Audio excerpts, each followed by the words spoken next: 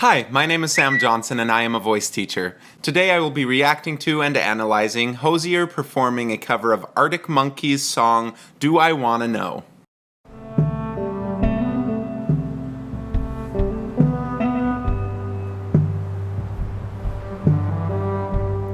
You got color in your cheeks. You ever get the fear that you can't shift, the type that sticks around like something in your teeth?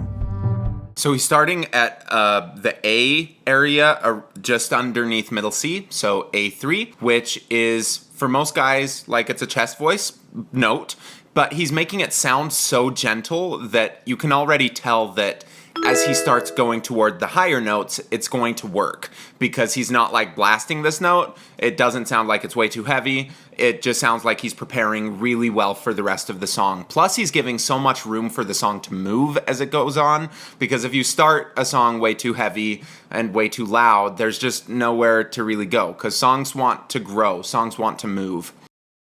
There's some aces up here. Then he gets a little bigger.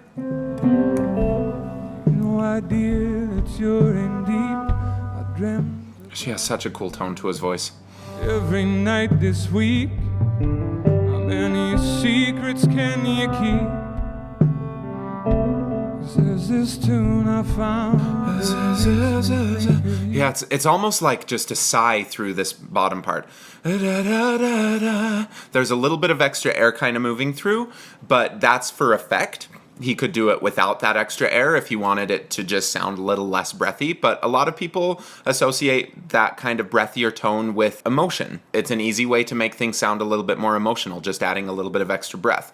Do I think that he's consciously like, okay, I'm going to flood this with air? No, because I think that he thinks in what colors he wants it to sound like, and I think that the color he wants to use is just like a little bit breathier. So it starts in here, he thinks what that tone that he wants is, and then it just happens because he trusts that his instrument's going to be able to make those sounds. Somehow, and I play it on repeat until I fall asleep. On that fall, he didn't say an American, until I fall asleep. He went to more of a, oh, until I fall asleep. It made the sound really warm and lovely, but it's also good at preparing for going up toward your bridge and making it work better. Because if we were going, till I fall, like it just stops working. But when we use the oh, it makes it sound a lot more consistent as we start going up through that middle part of your voice. So that's part of just his accent that I think carries over super well to how he sings. Spilling drinks on my settee. Do I wanna know if this feeling goes both ways? It's sad to see you go. She's got such a pretty voice. But I'm hoping that you stay. Darling, we both know. Yeah, and then when he's going up to this F sharp every time, it doesn't sound like it's too heavy. It just makes sense that everything underneath it was setting up for that note to not be difficult for him and to sound like it's not the highest note he's capable of doing. Because in most music, we don't want it to sound like that's all you're capable of. We want it to just be a conscious choice, an intentional choice, and to sound like you have more available to you. Sometimes we want to kind of push it to the edge, but that's an emotional choice. We want it to come from this emotional side of, I need this to sound raw and pushed and all of this. But with this song, it doesn't need that. It's like this gorgeous song, so we need this gorgeous tone that he's doing so well.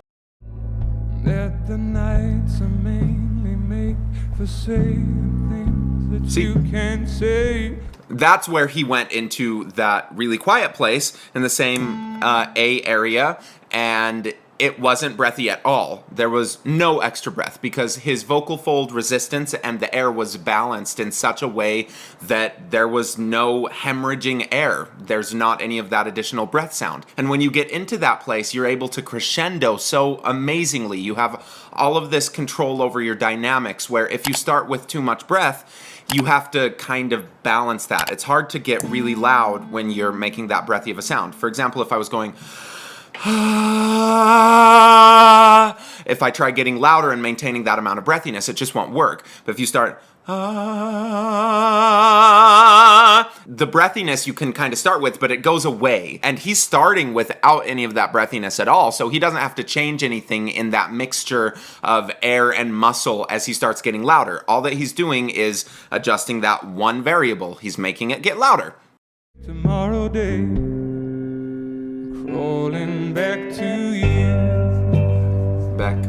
Thought of crawling when you had a few, 'cause I always do.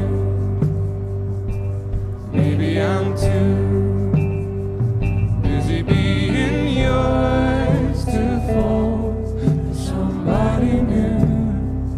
I thought it through. He's not doing a ton with his face, but I don't really mind, because when he does do stuff with his face, it is very engaging, and you can tell that he's feeling what he's singing about. And to me, that's the first thing. Like, if someone proves to me that they're connected to the song in ways like that, then the rest of it, like, even if he's not doing much with his face, that becomes part of the performance. It's not like, okay, let's connect with it. It's, okay, what are you feeling? You're feeling kind of more neutral right now.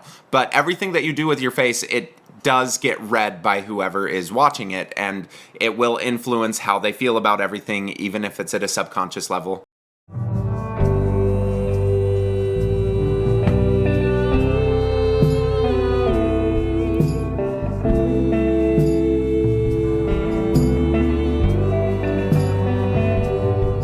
It's kind of cool to hear that harmony stack with an E vowel. A lot of times we hear just oohs and ohs and ahs. I don't hear E's as often, and it's a really nice little change, makes it a kind of unique thing. It happens sometimes, obviously. I'm not saying it's the first time I've ever heard that happen, but it's definitely more rare. And I feel that with the E, we get a little bit of this higher harmonic that comes out of it compared to the oo. So those vowels, there's this thing, it's called formant tuning. Every vowel has a bunch of different resonances or formants. Different people call them different things, but most people kind of call them formants, even though that's not the most accurate way of saying it. And a formant is something, it's an event in your vocal tract that boosts certain frequencies. So with an oo, the second formant, which people say kind of happens in the front of your mouth rather than the first formant, which happens more in your throat. With an oo, that second formant value is much, much lower than an E, which means that it's not going to boost those higher frequencies as much as the E does. That's why as soon as we get up to that E, we just hear this higher shimmer in the sound. So you can hear, even just on one note, holding it out, how on the E, it starts sounding a little bit higher.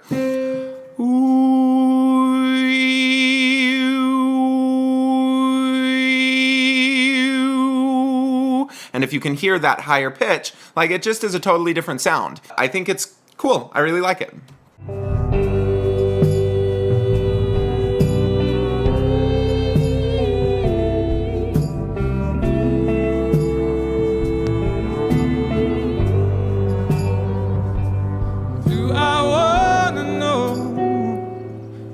That time he goes into it a little bit more. He leans into that sound more, so he had to open his mouth a little bit more for the vowel to adjust the amount of volume that he's giving. Because when you're doing a slightly quieter vowel, generally it's okay to have a little smaller of a mouth, but he still went to the do I wanna know. Do I wanna know? He didn't go, do I wanna know?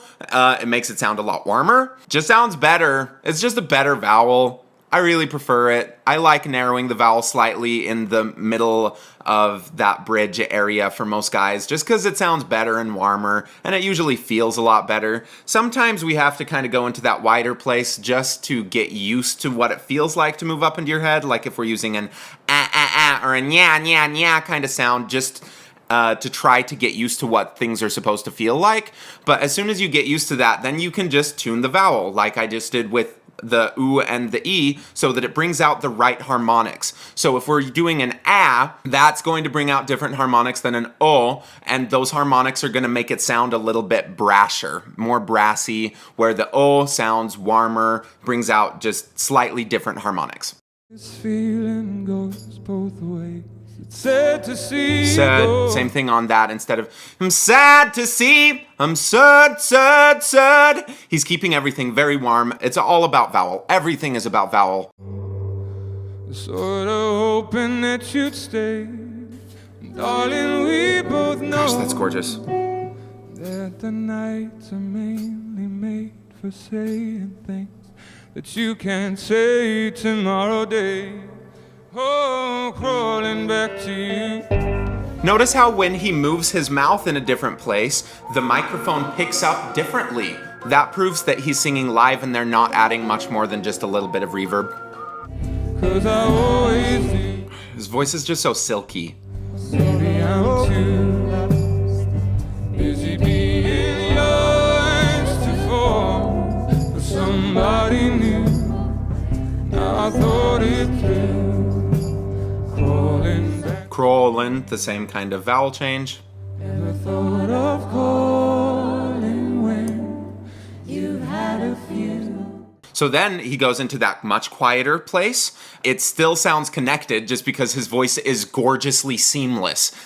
In his voice, I never hear a moment that I'm like, okay, that's going to break. It always sounds so intentional and so thought out and like he just knows what his voice is capable of doing. But a lot of times if people were going up to this D when they want it to be quiet like that, it would completely flip up into more of a falsetto coordination. He's not doing that. His coordination when he gets there is still capable of being able to get louder. It's still capable of getting even quieter. There's dynamic range. There's not a bunch of extra breathiness. If he started doing a slide down, it would connect back down into his chest voice. If he started doing a slide up, it would just keep going. There's so much more that you're capable of doing when you approach it in the way that he's doing rather than if you completely flip. The thing is, it's harder for a lot of people to find it. It's not like the first instinct for most people, but it is something that you can learn how to do. That's what voice lessons with really good teachers are good for, is to help you figure out weird little coordinations like that, balance your voice out so that you're capable of getting all of these amazing, beautiful colors. Do I claim that as a voice teacher, I will be able to teach every single person how to sound like Hozier? No, absolutely not, because he's Hozier. And he's just like enormously talented, and not everyone is enormously talented like that. But it is something that everyone can learn more about and can get a little bit more comfortable with it so that they can find out who they are. Because I don't want any of my students to be Hozier. I want them to be the best version of my students. Because Hozier exists already, and he's beautiful, and that's enough. We don't need more Hoziers. 'Cause I always do. Maybe I'm too busy being yours to fall for somebody new. Now I've thought it through. Notice how he's dancing with it, and we have both Hozier kind of doing that little snappy thing. We have the drummer doing the little subdivisions with it. They could probably just stay together. I don't know if they have a click track that they're just relying on. I kind of doubt it, because it just seems like they're connected really well, but they need kind of a conductor to make sure all of this is working well. I think that the same thing is true for people when they are singing with just karaoke tracks. A lot of times people will just listen to the melody. They're not really listening to everything else that goes along with it, and so they don't really subdivide it. So as soon as you start dancing along with it just a little bit, you start feeling that rhythm so much better, and then when you sing the melody, it makes sense in context of everything else going on. With them, it's like, we need this subdivision so that everyone can stay together. But even when you're singing by yourself, it's a really valuable skill to kind of work in if you don't feel super comfortable with your rhythm already. Even if you do feel comfortable, just moving is so good. Gosh, those harmonies. You had a few, 'cause I always do. I loved hearing just that higher, the woman's voice coming through. That was gorgeous. They know how to listen to each other. And it's not listening to like try to sound like each other. It's because they all still had their own individual sounds, but their vowels were just close enough that everything kind of blended well. Because when we, like I said with the harmonics earlier, of how different formants, so different vowels bring out different harmonics in the sound, if you can match those harmonics quite well between voices, it blends. If you're not balancing those harmonics, it doesn't blend. And that's why we need to listen to each other's vowels. But it's a thing that like naturally happens when you're just singing with people in the same room. It's harder to do it online because of the latency and also because of many other reasons. But when you're in the same room and when you're looking at each other, people just start matching. It's so weird. Like one time in college, in my choir, we just like stared at each other. We paired up and would just stare at each other and sing through a section of a song, and it makes you feel so much more connected. It's crazy that humans are just able to do that without actually training to, as long as you're just listening to each other and watching each other. It's a very empathetic thing that happens. But it's different from trying to sound like your favorite singer, because we're not just like forcing the exact same thing. Different singers can match up harmonics without sounding exactly the same. Sometimes we want to make it sound even more exactly the same, but for what they're doing, like, there is so much beauty in having the variety of different vocal colors come together, but still have one or two things that are shared. So, excellent job. They're really good musicians, super together. I like it. I hope you like it too. Thank you for watching. Please like, subscribe, leave a comment below about whatever. How are you doing? Let me know how you're doing. And go check out my website if you're interested in booking a lesson with me, or there are a bunch of other links down below that you can click and explore for yourself.